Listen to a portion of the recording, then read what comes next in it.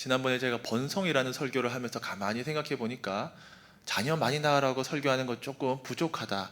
왜냐면 좋은 가정이 세워져야 되는데, 그래서 조금 더 좋은 가정이 세워지고 말씀 가운데, 기도 가운데 세워져서 번성하기를 생각하면서 가정에 대한 설교를 좀 더 해야겠다, 그런 생각을 했습니다. 이어서 몇 번 동안 가정에 대해서 말씀을 나눠보려고 합니다. 주일에 담임 목사님께서 어제보다 오늘 더 예수님을 잘 믿어야 한다, 그렇게 말씀해 주셨습니다. 그러면서 배우자도 어제보다 오늘 더 사랑합시다 말씀해 주셨습니다. 그래서 아내에게 집에 가서 주일에 말했습니다. 사모님, 어제보다 오늘 더 사랑합니다, 딸랑딸랑. 그러니까 이번 주 가정 분위기가 참 좋습니다. 여러분, 제가 저녁에 소고기도 얻어먹었습니다. 오늘 말씀을 통해서 예수님의 사랑이 가정의 부부관계에도 뜨겁게 나타나기를 바랍니다. 장례식을 마치고 돌아오는 길에 한 장로님과 대화를 나눴습니다. 장로님 말씀하시기를, 목사님, 천국에는 가족관계가 어떻게 될까요? 물으셔서 제가 대답을 했습니다. 천국에서 가족관계 증명서를 떼면 어떻게 나올까요? 물론 안 나오겠죠. 그런 거 없겠는데, 만약에 있다고 하면 어떻게 나올까? 6 이렇게 나올까요? 많이 나오겠죠. 더 많이, 더 영적으로 더 많이 나오겠습니다. 좋게 재편됩니다. 이 땅에는 육적인 혈연 관계를 통해서 하나님의 나라 또 가정을 이루어갔지만, 천국에서는 진정한 혈연 관계, 예수님으로 말미암는 영적인 혈연 관계를 누리면서 살게 됩니다. 그래서 예수님은 부활의 모습에 대해서 이렇게 말씀하셨습니다. 마태복음 22장 30절 말씀 같이 한번 읽어볼까요? 부활 때에는 장가도 아니가고 시집도 아니가고 하늘에 있는 천사들과 같으니라.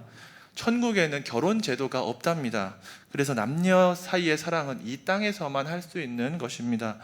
남녀의 사랑, 결혼은 모두가 다 임시적인 것이고, 또 천국에는 이 결혼이라는 것도 없으니까 부부관계도 없고 부모 자녀 관계도 없습니다. 시어머니와 며느리 관계도 없겠습니다.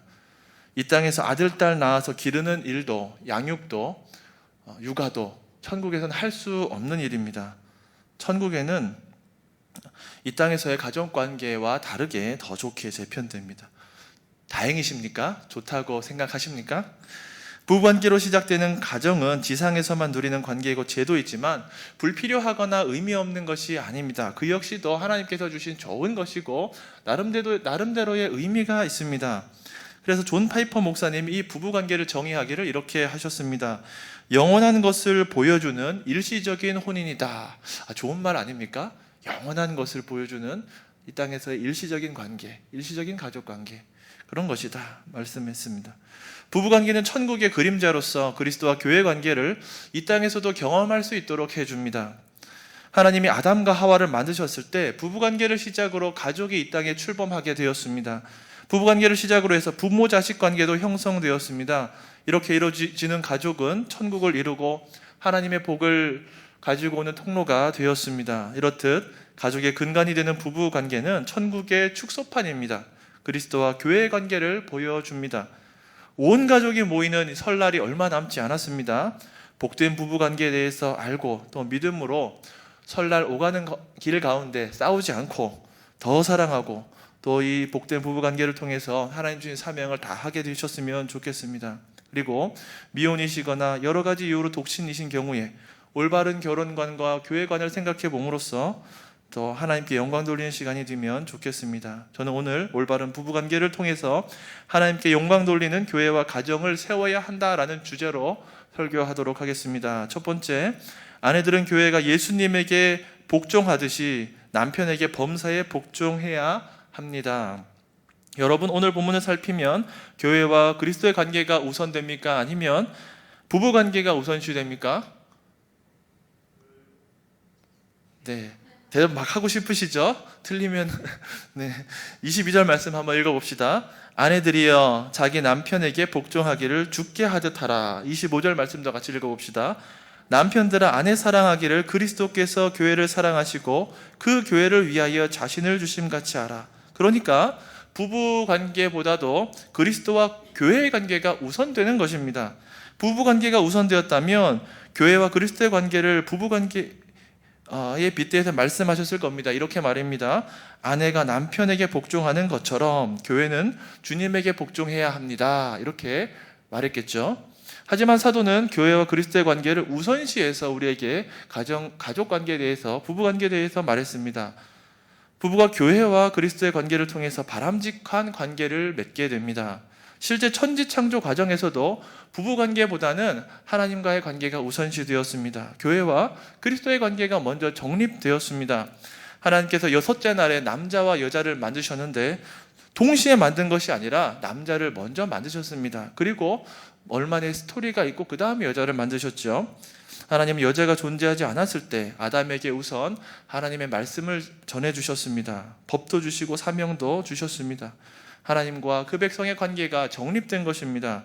이것을 그리스도와 교회의 관계로도 볼 수가 있습니다. 창세기 2장 15절에서 18절 말씀인데 함께 읽어보겠습니다. 여호와 하나님이 그 사람을 이끌어 에덴 동산에 두어 그것을 경작하며 지키게 하시고 여호와 하나님이 그 사람에게 명하여 이르시되 동산 각종 나무의 열매는 네가 임의로 먹되 선악을 알게 하는 나무의 열매는 먹지 말라.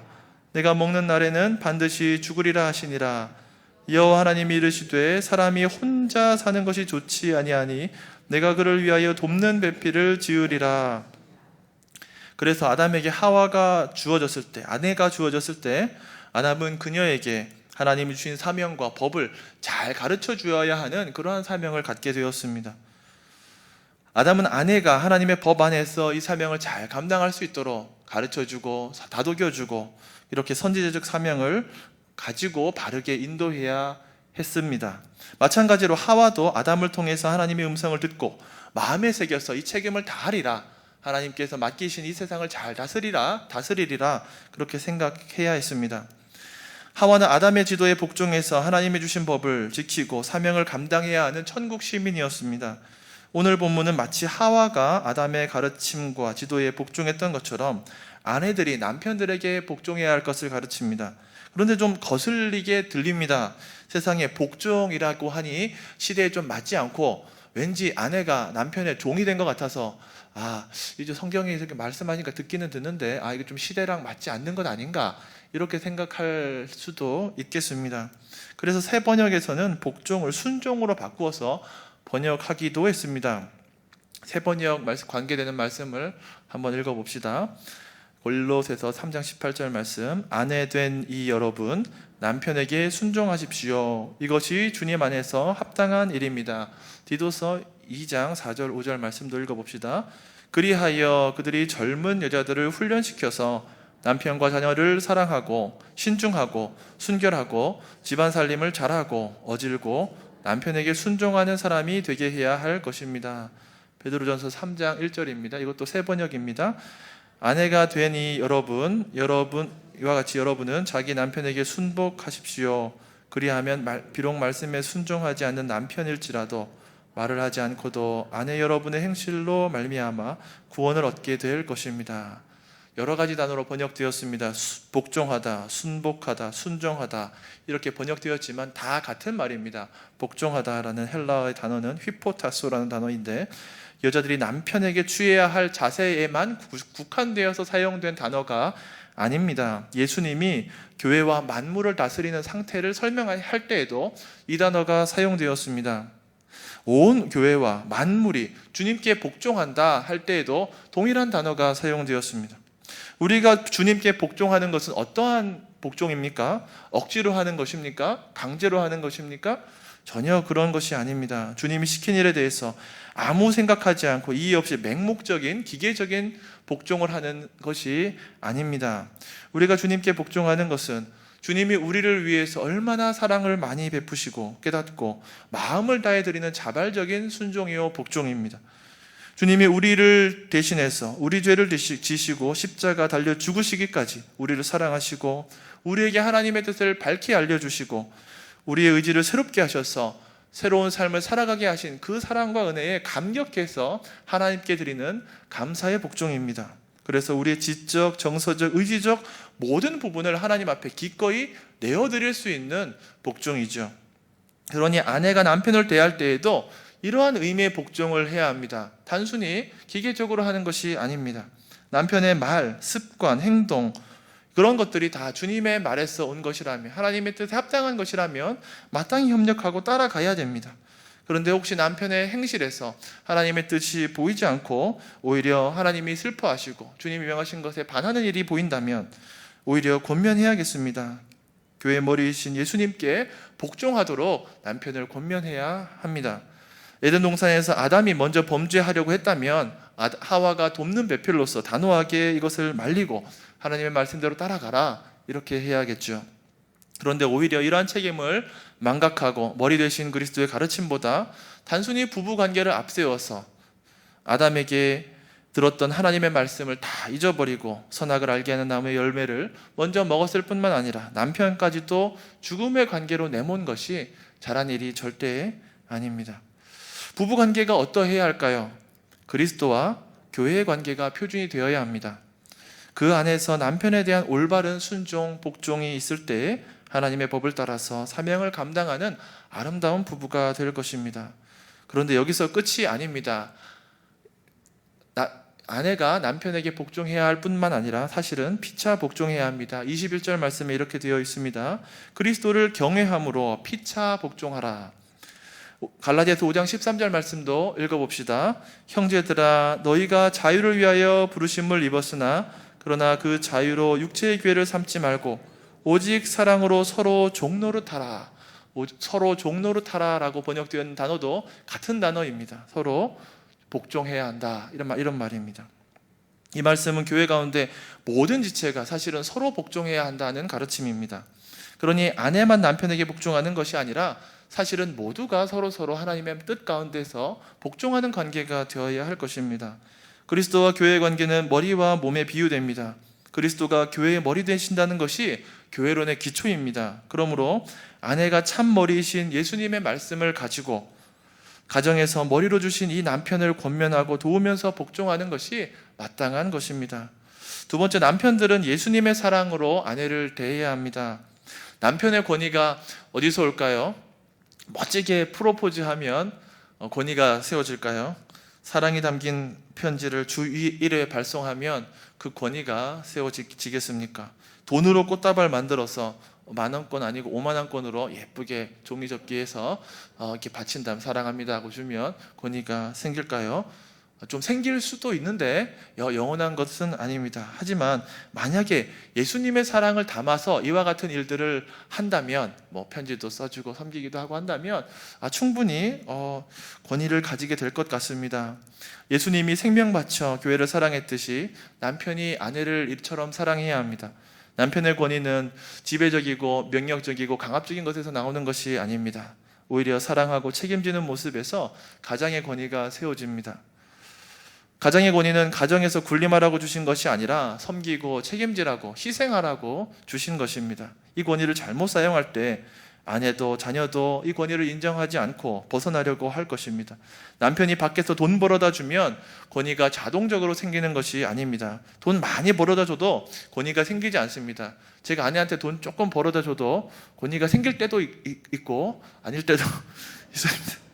아내는 돈 쓰기 바쁘고 자녀들은 아빠가 왜 존재하는지 모를 수 있습니다. 참 유명한 시인데 초등학생이 쓴 유명한 시가 있어서 한번 소개해드립니다. 아빠는 왜라는 시입니다.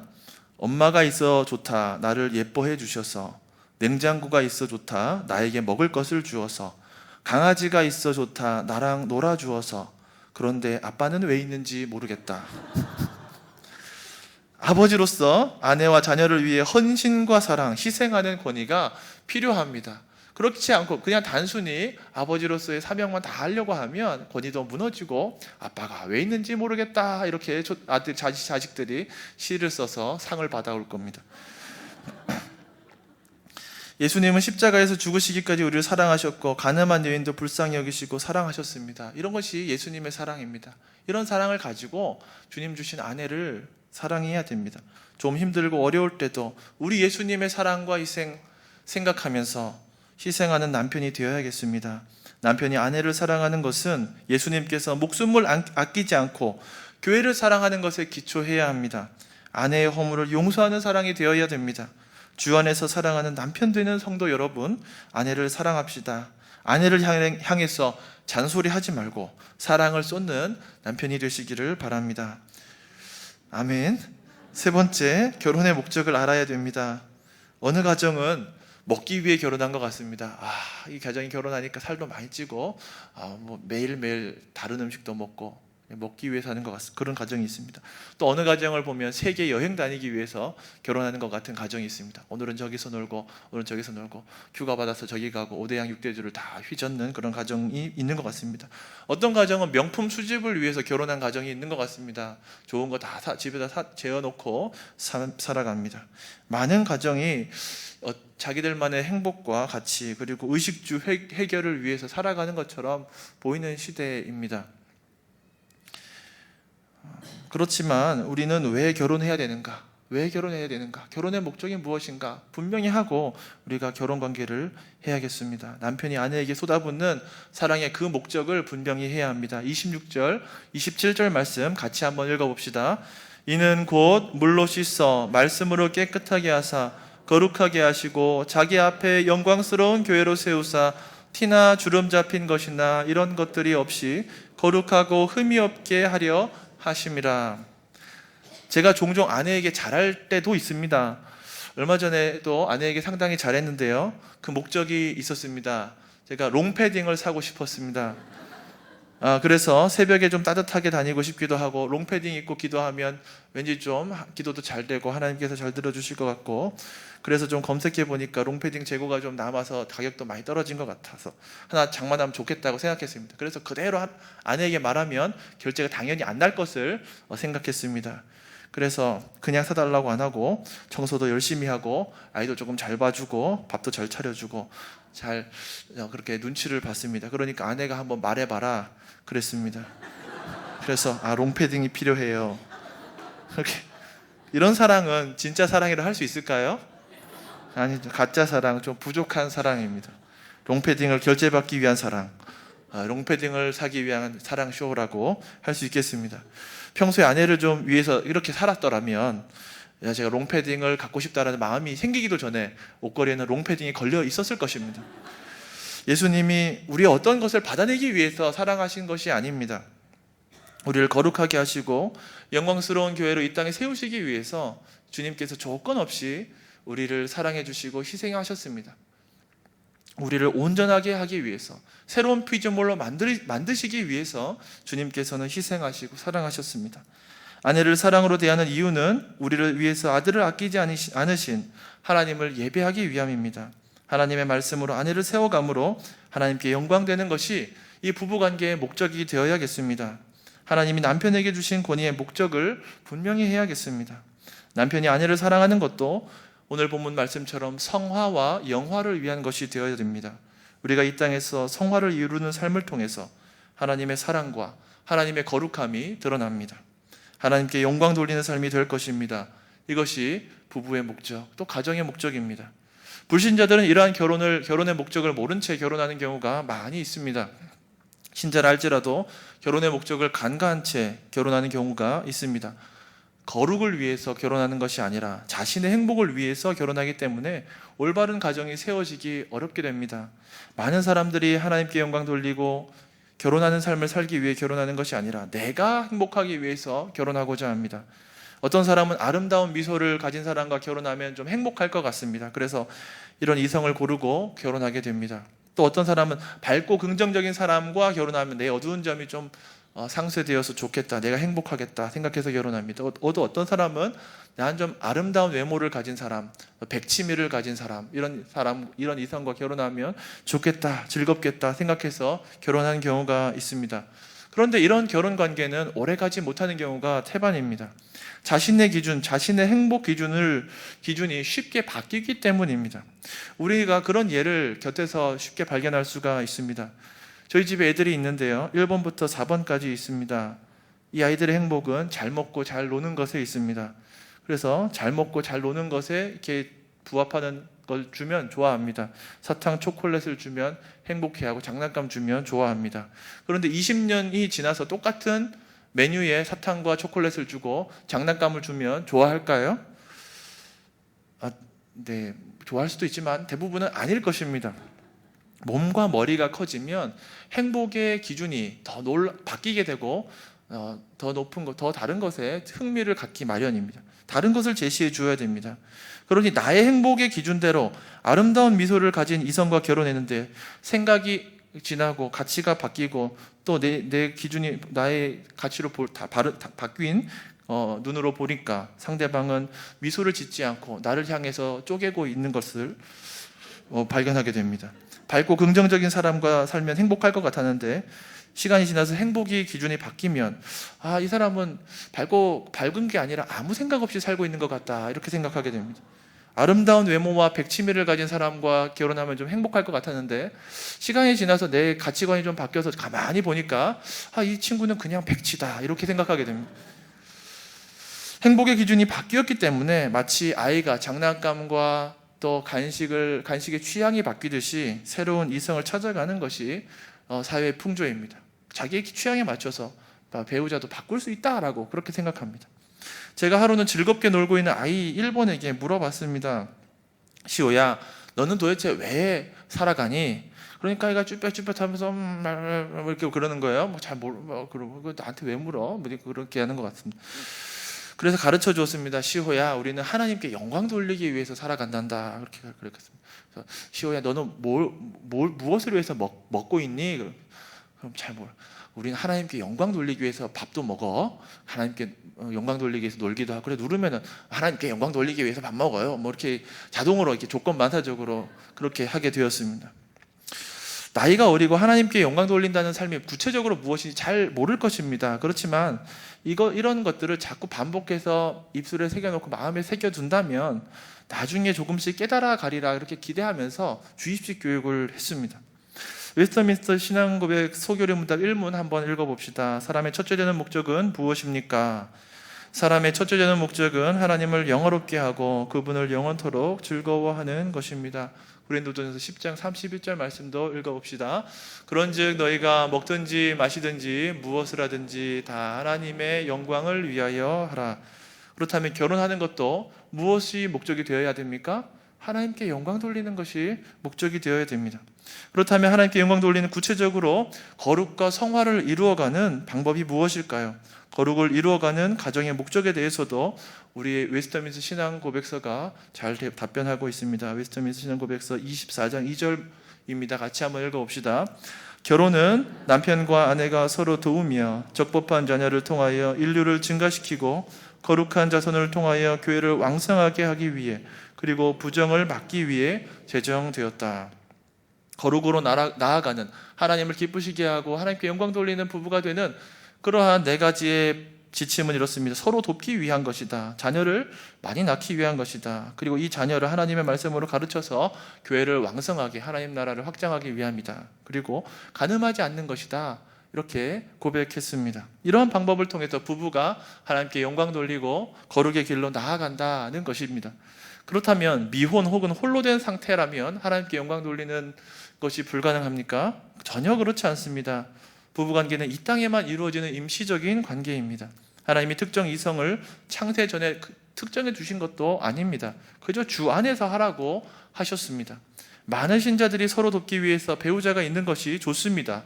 하나님 나라 위에서 협력할 수 있기 때문입니다. 하지만 독신자가 교회와 그리스도의 관계 안에서 주님 주신 사명을 잘 감당한다면 그 또한 혼인관계입니다. 주님과 혼인한 것이기 때문입니다. 우리 주님을 신랑으로 모시고 이 땅에서 사명을 감당하고 하나님께 영광 돌리는 삶을 살아간다면 영원한 혼인관계에 들어간 것이죠. 이것을 독신의 복이라고 합니다. 하나님은 예수님 안에서 독신으로 살아가는 여러분들에게 결혼과 자녀의 복보다 더 나은 복을 주시기도 합니다. 독신으로 하나님을 높이는 일에 헌신함으로 하나님 나라를 드러내게 됩니다. 그리스도를 믿음으로 얻게 되는 하나님의 나라가 있습니다. 교회 안에서 참 가족관계를 누리는 것입니다. 이 땅에서 가정은 한정된 것이지만 독신으로 누리는 가족관계는 사실 영원한 것이죠. 독신자는 오로지 예수님께 복종하면서 인생의 궁극적인 가치를 드러내기 때문에 그 인생에 복이 있습니다.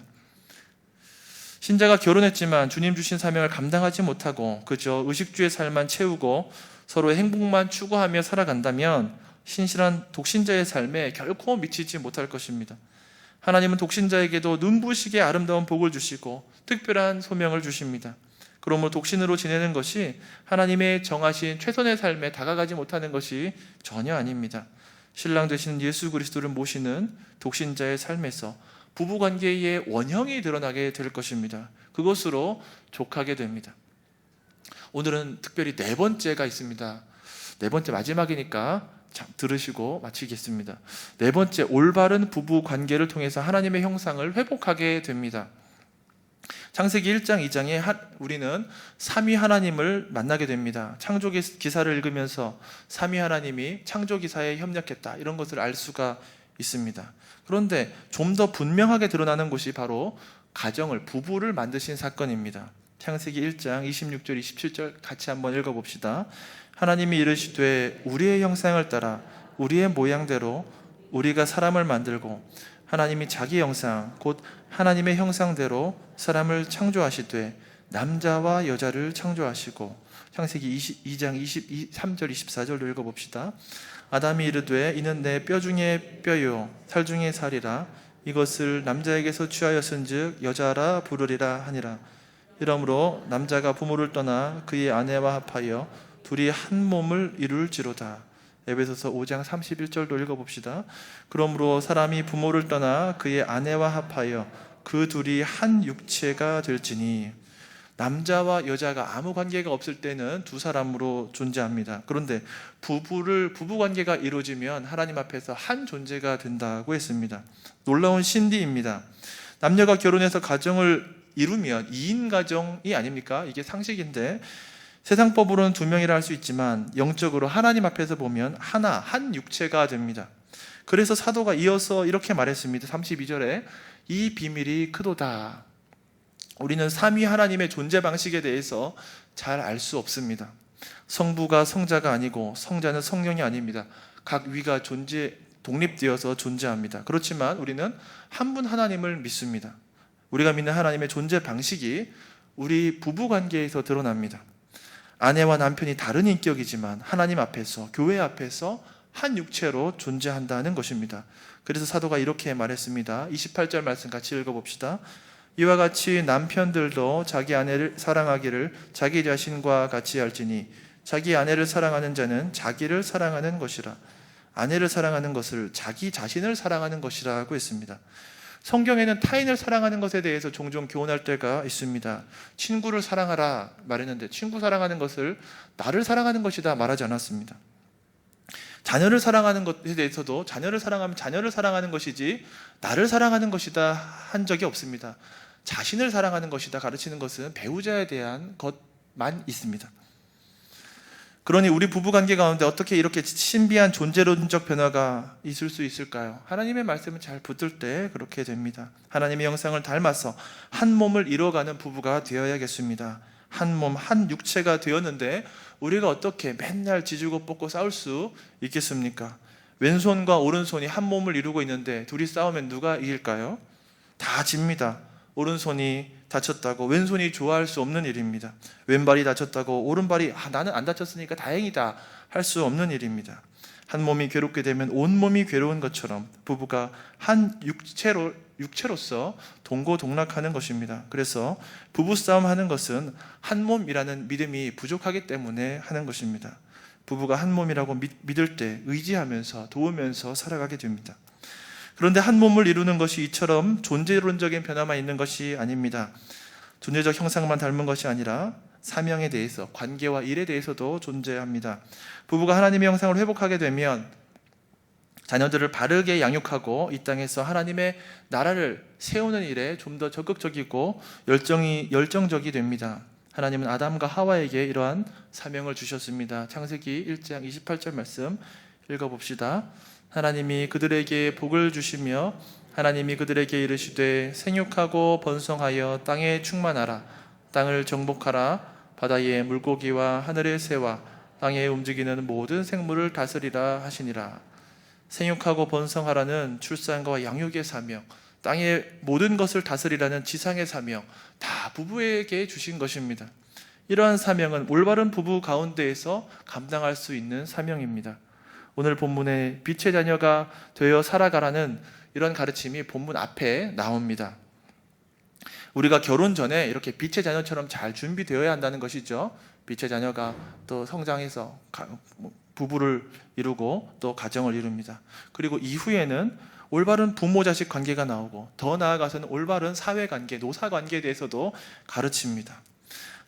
하나님이 우리에게 주신 좋은 부부 관계 가운데에서 부부 관계를 잘 가꾸어 갈 때 자녀들이 부모의 권위에 순종하게 되고, 또 하나님이 이 부부 관계를 통해서 우리 사회도 잘 섬길 수 있고, 노사 관계도 잘 이루어갈 수 있고, 우리 사명을 잘 감당할 수 있는 것입니다. 열심히 일하는 가운데 하나님께 영광 돌리고 땅을 정복해 가는 것도 다 부부 관계 가운데에서 이루어지는 것이라는 가르침입니다. 하지만 부부의 관계를 잘 갖지 못하게 된다면 자녀들은 부모의 권위를 하찮은 것으로 생각할 것이고, 부모는 교훈하고 훈계하는 일을 포기한 채 세상 풍조 가운데 자기 자식들을 내팽개치게 될 것입니다. 부부의 사랑 관계를 이루지 못해 갈 때 세상에 대해서도 바르게 일하지 못하고 하나님 나라를 확장하는 일에 대해서도 실패할 것입니다. 말을 맺습니다. 부부는 하나님이 이 땅 위에서 허락하신 임시적인 관계입니다. 하지만 영원한 것을 보여주는 좋은 관계입니다. 부부가 서로 복종하고 사랑하는 가운데 거룩하고 흠이 없는 존재로 하나님 앞에 영광 돌리는 삶을 살아가야겠습니다. 그 가운데 온전한 하나님의 형상을 회복해 가시는 부부가 되시기를 주님의 이름으로 축원합니다. 아멘.